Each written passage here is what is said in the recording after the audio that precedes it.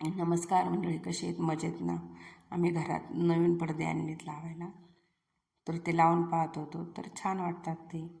नवीन वस्तू आणली तर घरात छानच वाटते ना. तर पडदे लावून घेतल्यानंतर आम्हाला काहीतरी खायचं होतं, म्हणून मग गरम पोहे करायला घेतले. तर पोहे बनवायला घेतल्यानंतर मग त्याला जिरे मोहरीची फोडणी देऊन घेतली आणि मग शेंगदाणे घातले त्याच्यात थोडेसे. कांदा आणि मिरची पण कट करून घेतलेली टाकून घेतली त्याच्यात.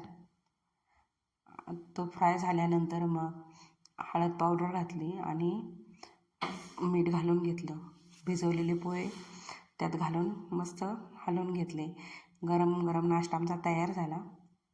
आम्ही नाश्ता करून घेतला. त्याच्यानंतर मग घरापाशीच आमचे रान आहे, त्या रानात जाऊन ह्या लाल आणि हिरव्या मिरच्या तोडून घेतल्या आणि आमच्या मिरच्या खूप छान आहेत, पाहू शकता. सुंदर अशा मिरच्या आहेत आणि ही वासरू बघा खूप छान आहे.